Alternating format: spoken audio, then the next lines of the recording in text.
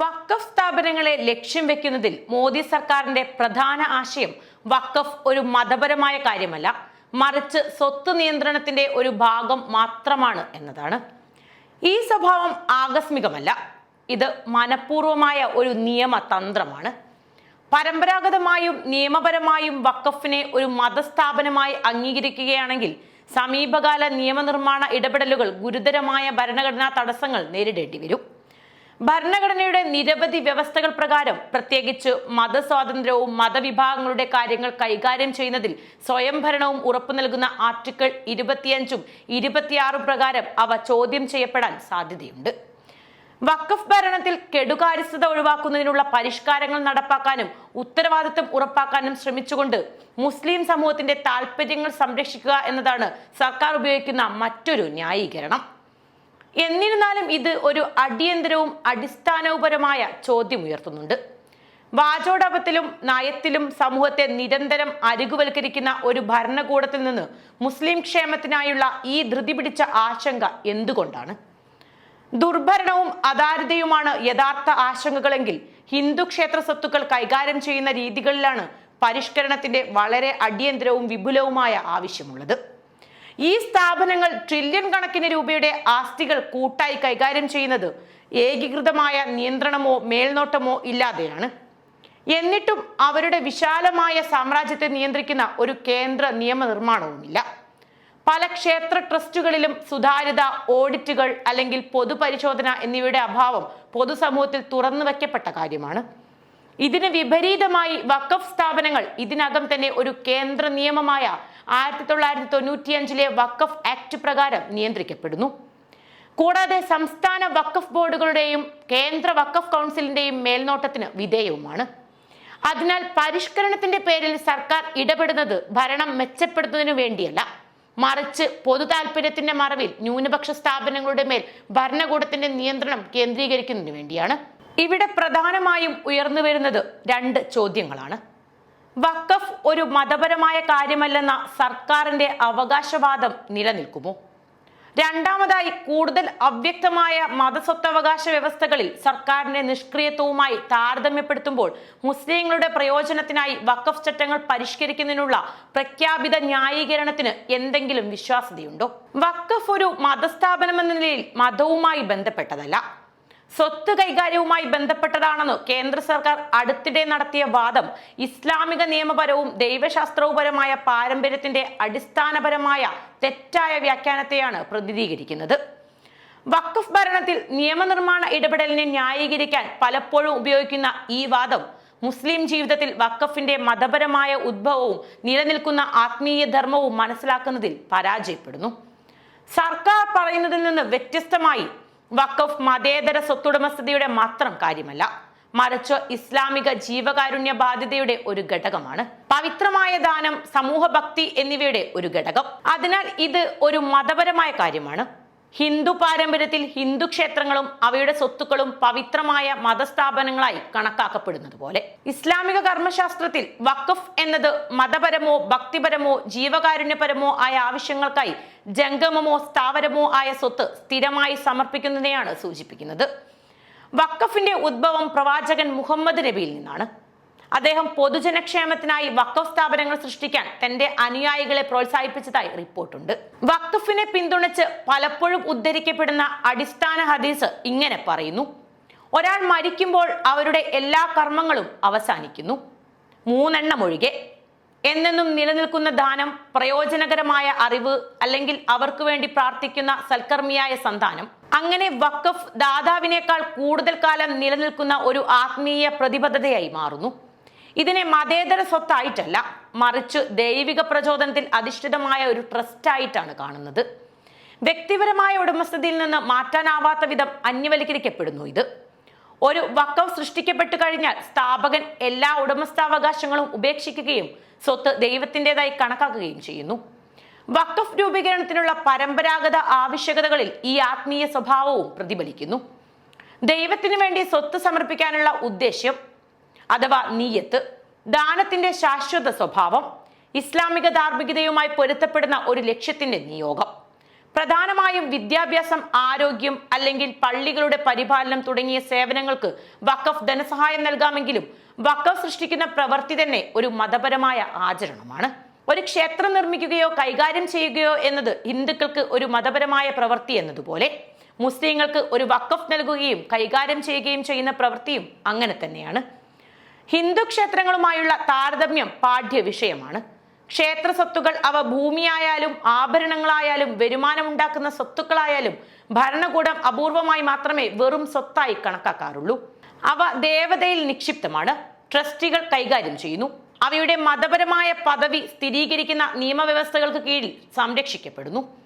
ഭരണഘടനയുടെ ആർട്ടിക്കിൾ 25ഉം 26ഉം പ്രകാരം ക്ഷേത്രങ്ങൾക്ക് നൽകുന്ന പ്രത്യേക സംരക്ഷണങ്ങൾ സുപ്രീം കോടതി ശരിവെച്ചു. അവയെ മതവിഭാഗങ്ങളായി അംഗീകരിച്ചു. ഇതേ തത്വം വഖഫിനും ബാധകമാക്കണം. അത് തുല്യമായ ദൈവശാസ്ത്ര പാരമ്പര്യത്തിൽ വേരൂന്നിയതും സമാനമായി മതപരമായ ലക്ഷ്യങ്ങൾ നിറവേറ്റുന്നതുമാണ്. വഖഫിനെ അതിന്റെ മതപരമായ അർത്ഥത്തിൽ നിന്ന് മാറ്റി നിർത്തുന്നത് നിയമപരമായി ശരിയല്ലെന്ന് മാത്രമല്ല, ഭരണഘടനാപരമായി ചോദ്യം ചെയ്യപ്പെടുന്നതുമാണ്. ഇന്ത്യൻ ഭരണഘടനയുടെ ആർട്ടിക്കിൾ 26 മതവിഭാഗങ്ങൾക്ക് മതപരമായ കാര്യങ്ങളിൽ സ്വന്തം കാര്യങ്ങൾ കൈകാര്യം ചെയ്യാനുള്ള അവകാശം ഉറപ്പു നൽകുന്നു. മതപരമായ സ്വത്തിന്റെ ഭരണവും ഇതിൽ ഉൾപ്പെടും.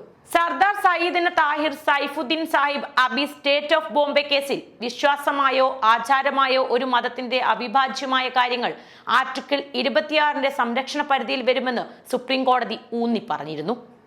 ദാനധർമ്മം, സ്വത്ത്, ആത്മീയ യോഗ്യത എന്നിവയെക്കുറിച്ചുള്ള ഇസ്ലാമിക സങ്കല്പങ്ങളുമായി വഖഫ് അടുത്തു ബന്ധപ്പെട്ടിരിക്കുന്നതിനാൽ അത് ഈ സംരക്ഷണത്തിന് യോഗ്യമാണ്.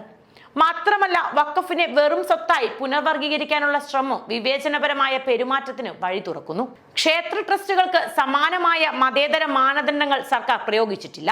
അവയിൽ പലതും ഗണ്യമായ അവ്യക്തതയോടെ പ്രവർത്തിക്കുകയും അവയുടെ മതപരമായ പദവിയെ ഇപ്പോഴും ബഹുമാനിക്കുന്ന വൈവിധ്യമാർന്ന പ്രാദേശിക നിയമങ്ങളാൽ നിയന്ത്രിക്കപ്പെടുകയും ചെയ്യുന്നു. ക്ഷേത്ര ട്രസ്റ്റുകളെ താരതമ്യേന പരിക്കേൽപ്പിക്കാതെ വഖഫിനെ അസാധാരണമായ പരിശോധനയ്ക്ക് വിധേയമാക്കുന്നതിലൂടെ ഇന്ത്യൻ ഭരണഘടനയുടെ മതേതര സ്വഭാവത്തിൽ ഉൾപ്പെടുത്തിയിരിക്കുന്ന മതങ്ങൾക്കിടയിലുള്ള തുല്യതയുടെ തത്വം ഭരണകൂടം ലംഘിക്കുന്നു. അതിനാൽ വഖഫ് ഒരു മതപരമായ വിഷയമല്ല എന്ന സർക്കാരിന്റെ അവകാശവാദം മുസ്ലിം സമൂഹത്തിന്റെ അസ്തിത്വം ഇല്ലാതാക്കാൻ ശ്രമിക്കുന്ന അവരുടെ ഹീനമായ വർഗീയ അജണ്ട മറച്ചുവെക്കാനുള്ള ശ്രമമാണ്. ഇത് ഭരണഘടനാ വിരുദ്ധവും ധാർമ്മികമായി വെറുപ്പുളവാക്കുന്നതും രാഷ്ട്രീയമായി ദീർഘവീക്ഷണവുമില്ലാത്തതാണ്. അത് ഈ രാജ്യത്തിന്റെ ഭാവിയിൽ ദൂരവ്യാപകമായ പ്രത്യാഘാതങ്ങൾ ഉണ്ടാക്കും. ഇന്ത്യയിലെ മതപരമായ എൻഡോമെന്റുകൾ കേവലം ആത്മീയമോ ജീവകാരുണ്യപരമോ ആയ സ്ഥാപനങ്ങളല്ല. അവ ഭരണകൂടത്തിന്റെ രാഷ്ട്രീയ സമ്പദ് വ്യവസ്ഥയിൽ ആഴത്തിൽ ഉൾച്ചേർന്നിരിക്കുന്ന ഒന്നാണ്. ഇവയിൽ മുസ്ലിം വഖഫ് ബോർഡുകളും ഹിന്ദു ക്ഷേത്ര ട്രസ്റ്റുകളും ഏറ്റവും വലിയ രണ്ട് മതപരമായ ഭൂവുടമ സ്ഥാപനങ്ങളെ പ്രതിനിധീകരിക്കുന്നു. എന്നിരുന്നാലും ഹിന്ദു ക്ഷേത്ര ട്രസ്റ്റുകളുമായി ബന്ധപ്പെട്ട് ഗണ്യമായ വലിയ സമ്പത്തും അതാര്യതയും ഉണ്ടായിരുന്നിട്ടും ഇന്ത്യൻ ഭരണകൂടം, പ്രത്യേകിച്ച് BJPയുടെ കീഴിൽ വഖഫ് സ്വത്തുക്കൾ സൂക്ഷ്മമായി പരിശോധിക്കുന്നതിലും നിയന്ത്രിക്കുന്നതിലും അനുവാദമില്ലാതെ ശ്രദ്ധ കേന്ദ്രീകരിച്ചിരിക്കുന്നു. മതപരമോ ജീവകാരുണ്യപരമോ സമൂഹക്ഷേമപരമോ ആയ ആവശ്യങ്ങൾക്കായി മുസ്ലിങ്ങൾ നൽകുന്ന സ്ഥിരമായ ഒരു ധനസഹായത്തെയാണ് ഇന്ത്യയിൽ വഖഫ് എന്ന് പറയുന്നത്. 1995 വഖഫ് ആക്ട് പ്രകാരം നിയന്ത്രിക്കപ്പെടുന്ന വഖഫ് സ്വത്തുക്കളുടെ ഭരണനിർവഹണത്തിന് സംസ്ഥാന വഖഫ് ബോർഡുകളും ന്യൂനപക്ഷ കാര്യ മന്ത്രാലയത്തിന് കീഴിലുള്ള കേന്ദ്ര വഖഫ് കൗൺസിലും മേൽനോട്ടം വഹിക്കുന്നു. പാർലമെന്റിൽ സമർപ്പിക്കുന്ന പതിവ് റിപ്പോർട്ടുകൾക്കൊപ്പം വഖഫ് സ്വത്തുക്കളുടെ രജിസ്ട്രേഷൻ, ഓഡിറ്റ്, മേൽനോട്ടം എന്നിവയ്ക്കുള്ള വിശദമായ ചട്ടക്കൂട് ഈ നിയമം നൽകുന്നു. ഇതിന് വിപരീതമായി ഹിന്ദു ക്ഷേത്രങ്ങൾ ഭരിക്കുന്നത് ഭരണകൂടനിഷ്ഠമായ നിയമങ്ങളുടെയും സ്വയംഭരണ ട്രസ്റ്റുകളുടെയും ഒരു കൂട്ടം ഉപായപ്പണികളിലൂടെയാണ്. തമിഴ്നാട്, കേരളം, ആന്ധ്രാപ്രദേശ് തുടങ്ങിയ നിരവധി സംസ്ഥാനങ്ങളിൽ ക്ഷേത്രഭരണം ദേവസ്ഥാന ബോർഡുകളുടെയോ അതത് സംസ്ഥാനത്തിന്റെ എൻഡോമെന്റ് വകുപ്പിന്റെയോ അധികാര പരിധിയിലാണ്. എന്നിരുന്നാലും തിരുപ്പതി ബാലാജി ക്ഷേത്രം, ഷിർദി സായി ബാബ ക്ഷേത്രം, വൈഷ്ണോദേവി ട്രസ്റ്റ് തുടങ്ങിയ ഏറ്റവും സമ്പന്നമായ ക്ഷേത്രങ്ങളിൽ പലതും പരിമിതമായ പൊതുമേൽനോട്ടത്തോടെ സ്വയംഭരണ ബോർഡുകൾക്ക് കീഴിലാണ് പ്രവർത്തിക്കുന്നത്. ക്ഷേത്ര ട്രസ്റ്റുകളെ നിയന്ത്രിക്കുന്ന ഒരു കേന്ദ്രീകൃത അല്ലെങ്കിൽ ഏകീകൃത നിയമനിർമ്മാണമോ ദേശീയ ഓഡിറ്റ് സംവിധാനമോ ഇല്ല. അളവിലും മേൽനോട്ടത്തിലുമുള്ള അസമത്വങ്ങൾ നോക്കിയാൽ വഖഫ് ബോർഡുകളും ക്ഷേത്ര ട്രസ്റ്റുകളും തമ്മിലുള്ള വലിപ്പ വ്യത്യാസം വളരെ വലുതാണ്. 2011 സച്ചാർ കമ്മിറ്റി റിപ്പോർട്ട് അനുസരിച്ച് 9.4 ലക്ഷം ഏക്കർ ഭൂമിയിലായി വ്യാപിച്ചു കിടക്കുന്ന 4.9 ലക്ഷത്തിലധികം രജിസ്റ്റർ ചെയ്ത യൂണിറ്റുകളാണ് വഖഫ് സ്വത്തുക്കളിൽ ഉള്ളത്. ഇവയുടെ മൂല്യം ഏകദേശം 1.2 ലക്ഷം കോടി രൂപയാണ്. എന്നിരുന്നാലും നിയമപരമായ തർക്കങ്ങൾ, കയ്യേറ്റങ്ങൾ, കൈകാര്യകർത്തൃത്വത്തിലെ കെടുകാര്യസ്ഥത എന്നിവ കാരണം ഈ സ്വത്തുക്കൾ പലപ്പോഴും ഉപയോഗശൂന്യമായി തുടരുന്നു. ഇതിന് വിപരീതമായി ഹിന്ദു ക്ഷേത്ര ട്രസ്റ്റുകൾ വളരെയധികം സമ്പന്നമാണ്. 2023-24 തിരുമല, തിരുപ്പതി ദേവസ്ഥാനങ്ങൾക്ക് മാത്രം 3100 കോടി രൂപയിലധികം വാർഷിക ബജറ്റും നിരവധി ടൺ സ്വർണശേഖരവും ഉണ്ടായിരുന്നു. ഇന്ത്യയിലെ ക്ഷേത്രങ്ങൾ സ്വർണത്താൽ നിറഞ്ഞിരിക്കുന്നു എന്ന തലക്കെട്ടിലുള്ള 2016 ബ്ലൂംബർഗ് റിപ്പോർട്ട് ഇന്ത്യൻ ക്ഷേത്രങ്ങൾ മൊത്തത്തിൽ പണം, സ്വർണം, ഭൂമി, റിയൽ എസ്റ്റേറ്റ് എന്നിവയുൾപ്പെടെ 1 ട്രില്യൺ രൂപയിലധികം മൂല്യമുള്ള ആസ്തികൾ കൈവശം വെച്ചിട്ടുണ്ടെന്ന് കണക്കാക്കുന്നു. ഇതൊക്കെയാണെങ്കിലും പല ക്ഷേത്ര ട്രസ്റ്റുകളും കർശനവും നിയമപരവുമായ ഓഡിറ്റുകൾക്കോ വിവരാവകാശ പരിശോധനയ്ക്കോ വിധേയമല്ല. മാത്രമല്ല, അവയുടെ സമ്പത്തിനെ കുറിച്ച് പൊതുജനങ്ങൾക്ക് വ്യക്തമായ ഒരു ധാരണയുമില്ലാതെ അവ തുടർന്നും നിലനിൽക്കുന്നു. പ്രായോഗിക രംഗത്ത് അസമത്വങ്ങൾ നിലനിൽക്കുമ്പോഴും ഓഡിറ്റുകൾ, സ്വത്തുക്കളുടെ പട്ടിക പ്രസിദ്ധീകരിക്കൽ, അവലോകന സംവിധാനങ്ങൾ എന്നിവ വഖഫ് നിയമം നിർബന്ധമാക്കിയിട്ടുണ്ട്. അത് തുടരുന്നുമുണ്ട്. വഖഫ് സ്വത്തുക്കൾ നിയന്ത്രിക്കുന്നത് കേന്ദ്ര സംസ്ഥാന സ്ഥാപനങ്ങളാണെന്ന വസ്തുത അവയെ പൊതുജന വിമർശനത്തിനും നിയമപരമായ പരിശോധനയ്ക്കും വിധേയമാക്കുന്നു. മറുവശത്ത് ഹിന്ദു ക്ഷേത്ര ട്രസ്റ്റുകൾ പലപ്പോഴും അത്തരം സുതാര്യതകൾ ഒന്നുമില്ലാതെയാണ് പ്രവർത്തിക്കുന്നത്. സംസ്ഥാന എൻഡോവ്മെന്റ് വകുപ്പുകൾ നിയന്ത്രിക്കുന്ന ക്ഷേത്രങ്ങൾ ഓഡിറ്റ് ചെയ്യപ്പെടുമ്പോൾ സ്വയംഭരണാധികാരമുള്ള ക്ഷേത്ര ട്രസ്റ്റുകൾ പലപ്പോഴും പൊതു ഉത്തരവാദിത്തത്തിൽ നിന്ന് ഒഴിഞ്ഞു മാറുന്നു. നിരവധി പ്രധാന ക്ഷേത്രങ്ങൾ വിവരാവകാശ നിയമത്തിന്റെ പരിധിയിൽ വരാൻ കൂട്ടാക്കാത്തതായി കാണാനാവും. പൊതു ഫണ്ടുകളും സംഭാവനകളും കൈകാര്യം ചെയ്യുന്നുണ്ടെങ്കിലും അവ പൊതു അധികാരികളല്ലെന്നാണ് വാദം. ഉത്തരവാദിത്തത്തിലെ ഈ അസമത്വം ഇന്ത്യയിലെ മതസ്ഥാപനങ്ങളുടെ കാര്യത്തിൽ മതേതര ഭരണത്തിന് ഒരു തിരഞ്ഞെടുത്ത മാനദണ്ഡം നിലവിലുണ്ടെന്ന് വാദിക്കാൻ അരവിന്ദ് ഇളങ്കോവൻ, ക്രിസ്റ്റഫ് ജാഫ്രലോട്ട് തുടങ്ങിയ പണ്ഡിതന്മാരെ പ്രേരിപ്പിച്ചു. ന്യൂനപക്ഷങ്ങൾ നടത്തുന്ന സ്ഥാപനങ്ങളെ അനുവാദമില്ലാതെ ലക്ഷ്യം വെക്കുന്നതിനൊപ്പം പ്രബലമായ ഹിന്ദു സ്ഥാപനങ്ങളെ സമാനമായ പരിശോധനയിൽ നിന്ന് സംരക്ഷിക്കുകയും ചെയ്യുന്നു. സംസ്ഥാന ഇടപെടലും രാഷ്ട്രീയ ലക്ഷ്യങ്ങളും 2014 മുതൽ BJP നേതൃത്വത്തിലുള്ള സർക്കാർ സുതാര്യതയുടെയും അഴിമതിക്കെതിരെയുള്ള പോരാട്ടത്തിന്റെയും മറവിൽ വഖഫ് സ്വത്തുക്കളെ കൂടുതലായി ലക്ഷ്യം വെച്ചിട്ടുണ്ട്. സംഘപരിവാർ സംഘടനകൾ പ്രചരിപ്പിക്കുന്ന വഖഫ് ഭൂമി ജിഹാദ് എന്ന ആഖ്യാനം ഇന്ത്യൻ ഭൂമിയെ ഇസ്ലാമികവൽക്കരിക്കാനും ഹിന്ദു ജനസംഖ്യാ ശാസ്ത്രത്തെ ദുർബലപ്പെടുത്താനുമുള്ള ഗൂഢാലോചനയുടെ ഭാഗമായി വഖഫ് എൻഡോവ്മെന്റുകളെ ചിത്രീകരിക്കുന്നു. അനുഭവപരമായ അടിത്തറയില്ലാത്ത ഈ ചർച്ച ഹിന്ദു ഭൂരിപക്ഷ വികാരം ഏകീകരിക്കുന്നതിൽ രാഷ്ട്രീയമായി പ്രയോജനകരമാണ്. ഇന്ത്യയെ പ്രാഥമികമായി ഒരു ഹിന്ദു രാഷ്ട്രമായി നിർവചിക്കാൻ ശ്രമിക്കുന്ന ഒരു വംശീയ ദേശീയ പ്രത്യയശാസ്ത്രമായ ഹിന്ദുത്വത്തോടുള്ള BJPയുടെ പ്രത്യയശാസ്ത്രപരമായ പ്രതിബദ്ധത ഈ തിരഞ്ഞെടുത്ത ലക്ഷ്യത്തിന് വിശാലമായ അവസരം സൃഷ്ടിക്കുന്നു. വഖഫിന്റെ സൂക്ഷ്മ പരിശോധന കേവലം ഭരണപരമല്ല. മുസ്ലിം സ്ഥാപനങ്ങളെ നിയമവിരുദ്ധമാക്കുന്നതിനും ഭൂരിപക്ഷാധിഷ്ഠിത രീതിയിൽ പൊതുമണ്ഡലത്തെ വെട്ടിമുറിക്കുന്നതിനും ലക്ഷ്യമിട്ടുള്ള സാംസ്കാരിക ഏകീകരണ പദ്ധതിയുമായി ഇത് യോജിക്കുന്നതാണ്. വ്യാപാര സാമ്പത്തിക പ്രതിസന്ധികൾക്കിടയിൽ പാസാക്കിയ 2025 വഖഫ് നിയമം പോലുള്ള നിയമനിർമ്മാണ ഇടപെടലുകൾ മുസ്ലിം പ്രീണനത്തിനെതിരെ പ്രതീകാത്മക വിജയങ്ങൾ വാഗ്ദാനം ചെയ്തുകൊണ്ട് പാർട്ടിയുടെ കാതലായ അടിത്തറയെ ഏകീകരിക്കാൻ സഹായിക്കുന്നു. സുതാര്യതയായിരുന്നു യഥാർത്ഥ ലക്ഷ്യമെങ്കിൽ ഹിന്ദു ക്ഷേത്ര ട്രസ്റ്റുകളെ ഓഡിറ്റ് ചെയ്യാനും നിയന്ത്രിക്കാനും സർക്കാർ നടപടികൾ സ്വീകരിക്കണമായിരുന്നു. അവയിൽ പലതും വളരെയധികം സമ്പന്നവും കൂടുതൽ വ്യക്തതയില്ലാത്തതുമാണ്. എന്നാൽ പകരം ഹിന്ദുമത സ്ഥാപനങ്ങളെ ദേശീയ അഭിമാനത്തിന്റെയും സംസ്കാരത്തിന്റെയും പ്രതീകങ്ങളായി വിലമതിക്കുന്നു. അതേസമയം മുസ്ലിം സ്ഥാപനങ്ങളെ ഭരണഘടനാ വിരുദ്ധമായ പദവികളായി അധിക്ഷേപിക്കുന്നു. വഖഫ് ബോർഡുകളെയും ഹിന്ദു ക്ഷേത്ര ട്രസ്റ്റുകളെയും വ്യത്യസ്തമായി പരിഗണിക്കുന്നത് ഇന്ത്യയുടെ മതേതര ഭരണത്തിന്റെ പിഴവുകൾ വെളിപ്പെടുത്തുന്നതാണ്. ക്ഷേത്ര സമ്പത്തിന്റെ വ്യാപ്തി, അവയുടെ ആപേക്ഷിക നിയന്ത്രണമില്ലായ്മ, അവയുടെ അധാരിതയെക്കുറിച്ചുള്ള ഭരണകൂടത്തിന്റെ നിശബ്ദത എന്നിവ വഖഫ് സ്വത്തുക്കളെ ആക്രമിക്കുന്ന ലക്ഷ്യവുമായി വളരെ വ്യത്യാസപ്പെട്ടിരിക്കുന്നു. ഈ വ്യത്യാസം വെറും നയപരമായ കാര്യമല്ല, മറിച്ച് ആഴത്തിലുള്ള ഒരു പ്രത്യയശാസ്ത്ര പദ്ധതിയുടെ പ്രതിഫലനമാണ്. മതേതരത്വത്തിന്റെ ഭരണഘടനാ തത്വത്തെ സംസ്ഥാന നിഷ്പക്ഷതയിൽ നിന്ന് ഭൂരിപക്ഷ മേധാവിത്വത്തിലേക്ക് പുനർനിർമ്മിക്കാനുള്ള ശ്രമമാണിത്. അവിടെ ന്യൂനപക്ഷ സ്ഥാപനങ്ങൾ സംശയാസ്പദവും പ്രബല സ്ഥാപനങ്ങൾ പവിത്രവുമാണ്. അസമമായ ഈ സ്ഥിതിയെ ചോദ്യം ചെയ്യുന്നില്ലെങ്കിൽ ഇന്ത്യയുടെ ബഹുസ്വര ചട്ടക്കൂട് പ്രത്യേകമായുള്ളതും രാഷ്ട്രീയവൽക്കരിക്കപ്പെട്ടതുമായ ഒരു മതഭരണ മാതൃകയാൽ ഇല്ലാതാകാനുള്ള സാധ്യതയുണ്ട്. മോദി സർക്കാർ വഖഫ് സ്ഥാപനങ്ങൾക്ക് നേരെ നടത്തുന്ന ഇപ്പോഴത്തെ ആക്രമണത്തെ നിയമപരിഷ്കരണത്തിന്റെയോ ഭരണപരമായ കാര്യക്ഷമതയുടെയോ നിഷ്പക്ഷ നടപടിയായി മനസ്സിലാക്കാൻ കഴിയില്ല.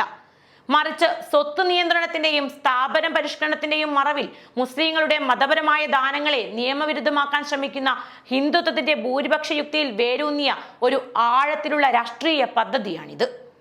വഖഫ് ഒരു മതപരമായ കാര്യമല്ലെന്ന സർക്കാരിന്റെ വാദം ചരിത്രപരമായും ദൈവശാസ്ത്രപരമായും അംഗീകരിക്കാൻ കഴിയാത്തത് മാത്രമല്ല, ഭരണഘടനാപരമായും സംശയാസ്പദമാണ്.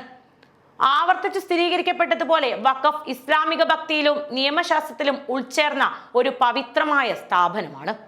ഇതിനും ഹിന്ദു ക്ഷേത്രങ്ങളുടെ പ്രവർത്തനത്തിനും പവിത്രതയ്ക്കും നൽകുന്ന സമാന പരിഗണന നൽകേണ്ടതുണ്ട്.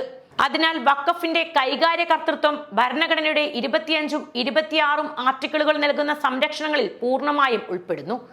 കൂടാതെ വളരെ വിപുലവും അവ്യക്തവുമായ ഹിന്ദു ക്ഷേത്ര ട്രസ്റ്റുകളുടെ മേലുള്ള പൂർണ്ണമായ നിഷ്ക്രിയത്വവുമായി ഒത്തുനോക്കുമ്പോൾ മുസ്ലിം ക്ഷേമത്തിനായുള്ള സർക്കാരിന്റെ കരുതൽ പൊള്ളയാണെന്ന് വെളിപ്പെടും. താരതമ്യേന മിതമായതും ഇതിനകം തന്നെ നിയന്ത്രിക്കപ്പെട്ടതുമായ വഖഫ് സംവിധാനത്തിൽ ആക്രമണാത്മകമായി ഇടപെടുന്നതിനൊപ്പം ട്രില്യൺ രൂപയുടെ ക്ഷേത്ര സമ്പത്തിന്റെ സാമ്രാജ്യത്തെ നിയന്ത്രിക്കുന്നതിൽ നിന്ന് ഭരണകൂടം വിട്ടുനിൽക്കുന്നത് ഭരണത്തിലെ കടുത്ത അസമത്വമാണ് വെളിപ്പെടുത്തുന്നത്. ഈ ഇരട്ട സമീപനം ഇന്ത്യൻ ഭരണഘടനയുടെ മതേതര വാഗ്ദാനത്തെ വഞ്ചിക്കുകയും വ്യത്യസ്തമായ പരിഗണനയുടെ ഒരു ഭരണകൂട രീതി ഉപയോഗിച്ച് അതിനെ മാറ്റിസ്ഥാപിക്കുകയും ചെയ്യുന്നു. ഹിന്ദു സ്ഥാപനങ്ങളെ ദേശീയ പൈതൃകമായി വിലമതിക്കുകയും മുസ്ലിം സ്ഥാപനങ്ങളെ സംശയാസ്പദവും ദേശവിരുദ്ധവുമായി കാണുന്ന രോഗാതുരമായ മനസ്സാണത്. അപ്പോൾ വഖഫിന്റെ നിയമപരമായ വർഗീകരണമോ മതപരമായ സ്വത്ത് കൈകാര്യകർത്തൃത്വത്തിന്റെ സമഗ്രതയോ മാത്രമല്ല അപകടത്തിലാവുന്നത്, മറിച്ച് ഇന്ത്യയെ ഒരു ബഹുസ്വരവും മതേതരവുമായ റിപ്പബ്ലിക്കായി കണക്കാക്കുന്നതിന്റെ അടിസ്ഥാന ആശയമാണ്. ഭരണഘടനാ ധാർമ്മികതയേക്കാൾ പ്രത്യയശാസ്ത്രപരമായ അനിവാര്യതകളാൽ നയിക്കപ്പെടുമ്പോൾ പരിഷ്കാരങ്ങളുടെ മറവിൽ ന്യൂനപക്ഷങ്ങളെ അനുകൂലീകരിക്കുന്നതിനുള്ള ഒരു ഉപകരണമായി ഭരണകൂട അധികാരം എങ്ങനെ മാറുമെന്നതിന്റെ ഒരു വെളിപ്പെടുത്തൽ കൂടിയാണ് വഖഫ് വിഷയത്തിലെ സർക്കാരിന്റെ സമീപനത്തിൽ പ്രതിഫലിക്കുന്നത്. ഇന്ത്യയുടെ മതവൈവിധ്യം ഒരു ഒഴിവാക്കൽ ദേശീയതയ്ക്ക് അടിപ്പെടാതിരിക്കാൻ സിവിൽ സമൂഹവും ഭരണഘടനാ കോടതികളും ജനാധിപത്യ സ്ഥാപനങ്ങളും അവസരത്തിനൊത്ത് ഉയരേണ്ടത് അത്യാവശ്യമാണ്.